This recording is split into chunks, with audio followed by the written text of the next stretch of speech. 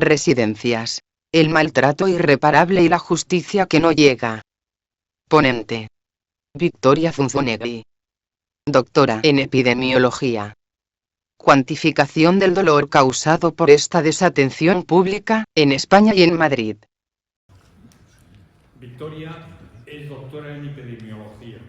Lo hizo en la Universidad de California, en Berkeley, y estuvo trabajando de catedrática de epidemiología en Montreal. Ahora está colaborando con la Fundación Vasca Matía, que está funcionando o tiene como objetivo trabajar en torno a las personas mayores. Y tiene una que leo literalmente porque te copio de la web de Matía, que se está trabajando en la constatación de una plataforma de datos para analizar la influencia de los entornos habitacionales en el buen envejecer de la población vasca mayor de 70 años.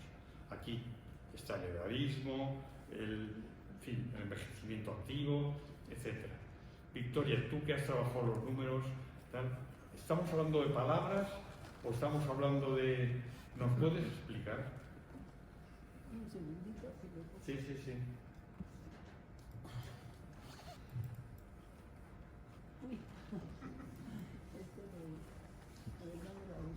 Arriba todo.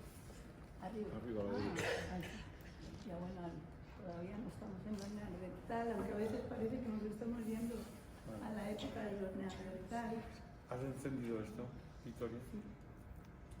Sí, está encendido. Vale. Bueno, espera un segundo que ponga la presentación. Arriba, no. Ahí, a la izquierda. Bien, estoy aquí representando a una asociación que se llama Verdad y Justicia, que tiene como objetivo único conseguir que haya una comisión de investigación en la Comunidad de Madrid sobre lo que ocurrió en marzo y abril del 2020. Entonces voy a ir a este punto de nuevo. De hecho voy a cortar lo que iba a decir, porque algunas cosas ya las han explicado muy bien las personas que me han precedido. Voy a ir solo a lo que pasó en marzo y abril de 2020, porque hasta que no haya justicia y hasta que no podamos saber qué es lo que ocurrió, dirimir responsabilidades y tomar medidas para que esto no vuelva a ocurrir nunca más, no vamos a mejorar, por mucho que hablemos. Y la prueba es que la sociedad dio una vuelta, miró para otro lado. Y ahora mismo, la situación en la Comunidad de Madrid, yo no creo que sea igual que la de antes de la pandemia. Francamente, creo que es peor. Creo que es peor la situación en las residencias hoy, porque se siguen adjudicando los contratos por cantidades diarias que son imposibles. Y las empresas privadas hacen lo que tienen que hacer, que es hacer negocio, para eso están. No se les puede recriminar que hagan negocio. Son empresas que tienen como objetivo hacer negocio. Entonces, estamos ahora dando una contrata para dar de comer a personas mayores con 4,60 euros al día. Hace 2 días un cocinero de una residencia de Fuenlabrada me dijo: mira, yo soy jefe de cocina, tengo que dar de cenar con 2 euros. ¿Cómo están los precios hoy? Vosotros vais al supermercado. ¿Por qué vuelvo a esto? ¿Por qué está pasando esto hoy? Porque a nadie le importa. Y hemos dicho antes que el gobierno de la Comunidad de Madrid tiene como objetivo único mantenerse en el poder. Pero si esto no le cuesta votos, si es que matar de hambre a los mayores en la residencia no les cuesta nada, o matarles de virus. A ver si sabemos. Por no saber, no sabemos no tenemos en España, a fecha de hoy, estadísticas de mortalidad de los mayores en residencias. No existen. Existen para cualquier colectivo, pero para personas mayores de residencia no existen, no las tenemos. Bueno, me voy a ceñir al tema que nos trae aquí hoy. Voy a saltarme esto y voy directamente a deciros que el 52% de exceso de mortalidad en la Comunidad de Madrid en el primer año, en los primeros 12 meses, hubo un exceso de mortalidad en Madrid, nada comparable con otras comunidades autónomas. ¿Qué pasó en Madrid exactamente que causó tan gran mortalidad? Bueno, en primer lugar, lo primero que tenemos es, como ya han dicho las personas anteriores, que el sector está en manos privadas. De hecho, solamente tenemos 5% de las residencias que son públicas. Tenemos 43% que son privadas, las que se pagan a tocateja del bolsillo. Y luego tenemos otro 50%, 52% que son colaboración público-privada. La colaboración público-privada es un negocio, pero es un negocio especial, porque resulta que el que paga, que es el gobierno, no paga suficiente. Es como un negocio donde no es un mercado, porque el gobierno fija un per diem, que antes de la pandemia era 52 euros al día, ¿bien? O 53 euros al día. Con ese dinero le tienes que dar de comer a personas mayores. Las tienes que cuidar, mantener el edificio en condiciones, la calefacción, el aire acondicionado, que funcione todo. Y bueno, ya veis lo que hay, es imposible. Pero la empresa privada va a quitar un mínimo de 10%, porque para eso está, no se le puede echar en cara. Se le puede echar en cara al sector público que contrata por esas miserias. Se le puede echar en cara a la sociedad que está aguantando y aprobando esto. Entonces, ¿qué ocurre? Que con esa predominancia del sector privado ocurrió la catástrofe. Datos reales que no enseño hoy por falta de tiempo, pero creédmelo, en la colaboración público-privada la probabilidad de morir fue 3 veces mayor que en la pública. 3 veces más. Murieron 21% de los residentes. En la pública, 7,2% murió. Ahora, en las residencias privadas de verdad, las que están realmente en el mercado, murió el 14%, el doble que en las públicas. Finalmente, las públicas tenían trabajadores contratados con menor precariedad laboral, con mayor preparación. Pasaron otras muchas cosas que no os puedo contar en 2 minutos. Primer problema. Segundo problema, el tamaño de las residencias. Las residencias en la Comunidad de Madrid son como media muy grandes, tienen una media altísima. Esto sí que os lo quiero enseñar porque no lo han hecho mis compañeros anteriormente, comparando con otras comunidades autónomas. Fijaos que la mediana de las residencias madrileñas está en 201 camas. Hay una residencia en Madrid con 604 camas. ¿Os imagináis una residencia con... otra residencia con 400, con 500? ¿Cómo se maneja eso? Con personas mayores dependientes. ¿Os lo podéis imaginar lo que es eso? La mediana es 200. Y si lo comparáis con las privadas con lucro y privadas sin lucro, privadas con lucro son las empresas y las privadas sin lucro, fundamentalmente las religiosas, aunque hay un par de cooperativas, pues 49 y 56. Pues este es un problema grandísimo, porque es que en Cataluña no es así. En Cataluña, en toda Cataluña, hay 9 residencias de más de 200 camas. ¿Vale? En resumen, de las 2 cosas que os he dicho, la colaboración público-privada fue letal para los mayores en las residencias durante los primeros 2 meses de la pandemia. Y el segundo punto, las macroresidencias tuvieron una mortalidad mucho mayor que las residencias de menos de 100 plazas. La menor mortalidad, en un trabajo que hemos hecho con muchísimo detalle con un compañero mío que está aquí en la sala, entre 30 y 70 plazas, la menor mortalidad. Y ahora, en los minutos que me quedan, os voy a hablar solamente de la exclusión hospitalaria de los mayores que vivían en residencias de la Comunidad de Madrid. Porque aquí en Madrid, como han dicho ya mis compañeros, se excluyó a los mayores de la atención hospitalaria. Y por eso al final tuvimos una mortalidad de 20% en 2 meses. Murieron 9.400 personas, 7.290 sin cuidados hospitalarios. Pero esto que dicen las autoridades de Madrid que es falso, os voy a mostrar algunos datos para que veáis que es cierto. Esta es una gráfica de las derivaciones desde las residencias al hospital, ¿vale? Diarias. Y es desde enero, la gráfica empieza en enero del 2020 y termina el 27 de junio del 2020. ¿Veis el eje horizontal? De enero a junio. En enero hay gripe, ¿vale? En enero siempre hay un poquito más de mayores que van de la residencia al hospital. El 7 de febrero hay un cambio de tendencia. Este trabajo, este análisis estadístico, lo ha hecho mi compañero François Belán, que está aquí en la sala. El día 7 de febrero se nota un pequeño cambio. ¿Por qué? Porque en febrero ya no hay gripe, empieza a bajar la gripe. Entonces baja el número de diario. En enero era alrededor de 120 como media y en febrero es alrededor de 110.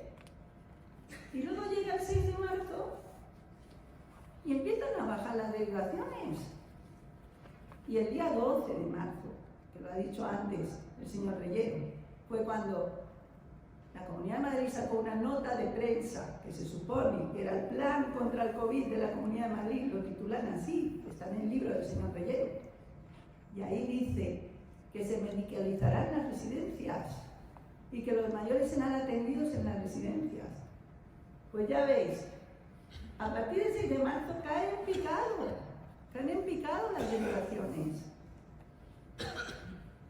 Y ya, como no estaban suficientemente contentos de que no fueran los mayores de las residencias a los hospitales, el 18 de marzo, ya estamos casi en la parte más baja de la gráfica, hacen el protocolo, publican el protocolo, una orden ejecutiva, una orden, se manda, firmada por Carlos Nun, director general de Coordinación Sociosanitaria de la Comunidad de Madrid, a todos los hospitales de Madrid. Se crean los pediatras de enlace que bloquean las derivaciones. El 18 es la primera orden, donde se explicita, claro, que los dependientes moderados y severos y los deterioros cognitivos moderados y severos, es decir, el 80% de la población que está en residencias, no va al hospital. Y no hay ninguna medicalización de residencias. Los médicos que están en las residencias son muy pocos, los que todavía quedan, que todavía no se han puesto enfermos, las enfermeras, que todavía no se sabe cuánto, pero alrededor de 40% conservadoramente estaba de baja. Y esa gente tuvo que aguantar y ver cómo se les morían en las manos los mayores. Ahí se morían porque no tenían nada para tratarles. Y así se murieron. Hasta, fijaos que el 1 de abril empieza a subir otra vez las derivaciones y de repente, a partir del 10 de abril, las derivaciones por todas partes. Como ya se está derivando, pues prácticamente se va derivando a partir del 10 de abril. ¿Y cuándo empiezan a bajar? Pues cuando baja la pandemia. Ahora, pues fijáis que en mayo, que ya no teníamos prácticamente nuevos casos, bueno, es que no había nuevos casos porque llevábamos confinados mes y medio, y junio. ¿Qué estaba pasando en la Comunidad de Madrid? Ahora voy a hablaros de las defunciones en la Comunidad de Madrid, en la población mayor de 65, que fue la población que soportó el 90% de las defunciones. Pues fijaos que a partir del 1 de marzo empiezan a aumentar las defunciones.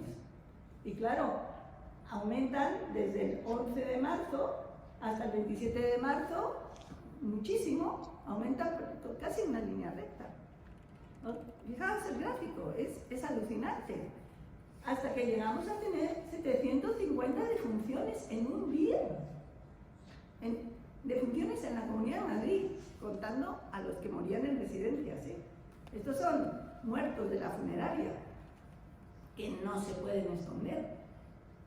Y luego ya hay menos infecciones, porque ya llevamos confinados, la población general ya lleva confinada 3 semanas, no hay nuevas infecciones y la pandemia cae.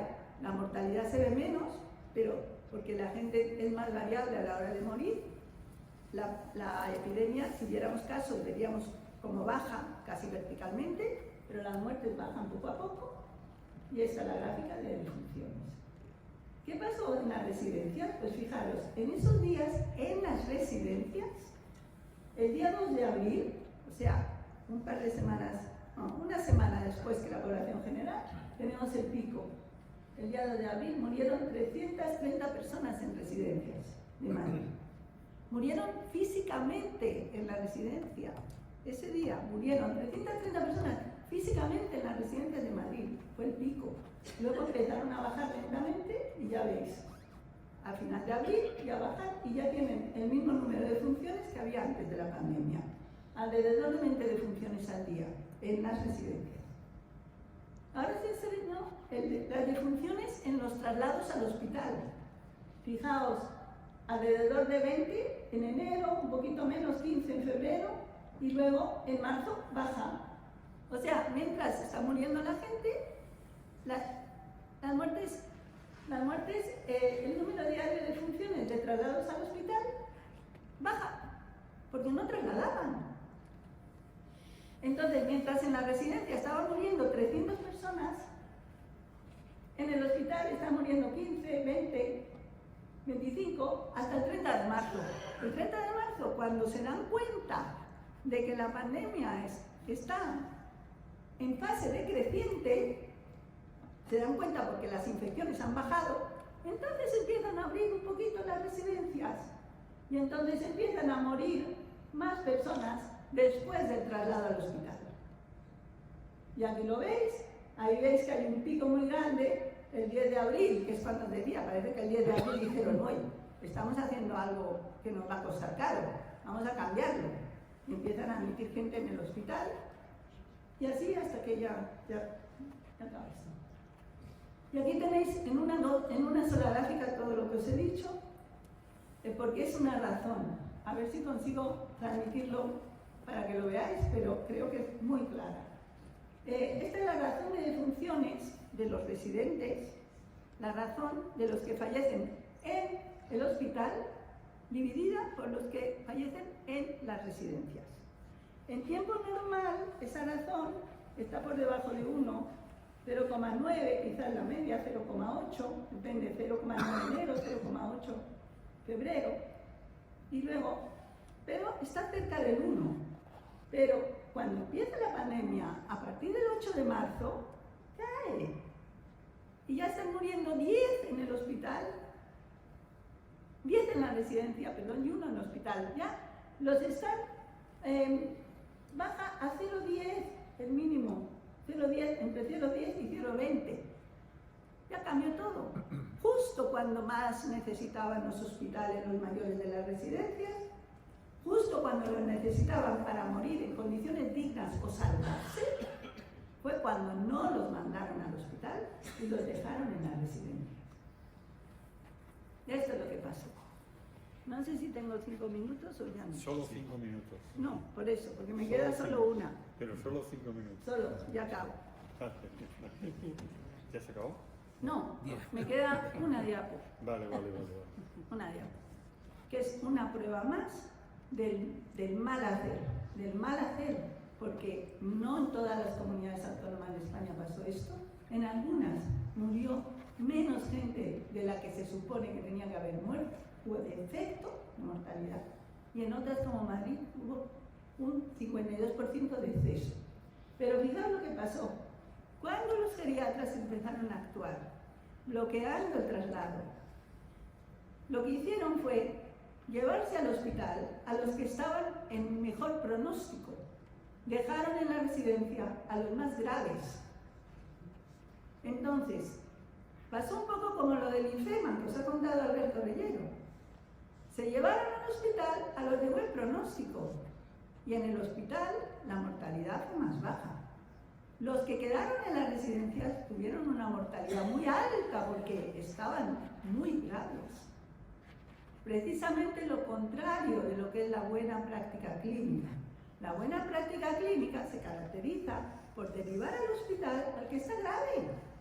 Y al que no está grave lo dejamos en atención primaria, porque lo podemos manejar en una clínica en atención primaria. El que tiene riesgo de morir es el que se deriva al hospital. Es buena práctica clínica. Fijaos lo que pasó. Estos son muchos estudios de España, los hemos coleccionado. Entonces vemos, os voy a poner solo un ejemplo 2 por cuestión de tiempo. Pero mirad, la primera barra. La barra primera que tenéis aquí pone 53% y la naranja pone 18%. Ese es un estudio de toda la comunidad autónoma de Aragón. De los que enviaron al hospital, murió el 53%. De los que dejaron en la residencia, murió el 18%. Y si os dais cuenta y miráis todas las barras, veréis que las barras azules son más grandes que las naranjas, porque la gente que fue derivada al hospital, barra azul, murió mucho más que la que quedó en la residencia, porque los que quedaron en la residencia no estaban muy graves. Pero si os fijáis, en las últimas barras del gráfico está el Hospital de Infanta Sofía y el Hospital Ramón y Cajal de Madrid. En esos dos hospitales pasa al revés. Se murió más gente en las residencias. En el Hospital de Reina Sofía, 47%, en la residencia y 42% en el hospital. Y en el otro, peor aún, en el Ramón y Cajal, de los que quedaron en residencia murió 41%. Porque estaban muy mal. Y de los que llevaron al hospital murió el 28%. Porque estaban mucho mejor. O sea, lo hicieron al revés de lo que tenían que hacer. Y si os fijáis ahora en horizontal, mirad en horizontal y veréis que las barras naranjas de Madrid, que son la mortalidad en residencias en Madrid, las dos barras del extremo de allá, son más del doble que el resto de las barras naranjas. Las barras naranjas son muy bajitas en general en los estudios que hay aquí. Podéis coger estudios grandes, estudios hechos en cualquier lugar de España, Castellón, Guipúzcoa, Sanlúcar del Vallés, Granada, País Vasco, Galicia, Albacete, Terrassa, Andalucía, Navarra. Las barras naranjas son muy bajitas, porque los que quedaron en residencia se murieron muy poco. Se quedaron en residencia porque estaban bastante bien. ¿De acuerdo? Bueno, pues ya con esto termino. Porque creo que estos datos hablan por sí solos, no se les puede dar muchas vueltas. Son datos todos oficiales, todos o facilitados por el portal de transparencia de la Comunidad de Madrid o datos publicados en publicaciones científicas en revistas de prestigio. Eso es lo que hay aquí. Nadie lo puede negar. Esto es, de verdad, los datos que tenemos sobre lo que ocurrió. Y ya con eso, pues deciros que tenemos muchas preguntas y ninguna respuesta. Ya termino con esto. Muchas gracias. Gracias.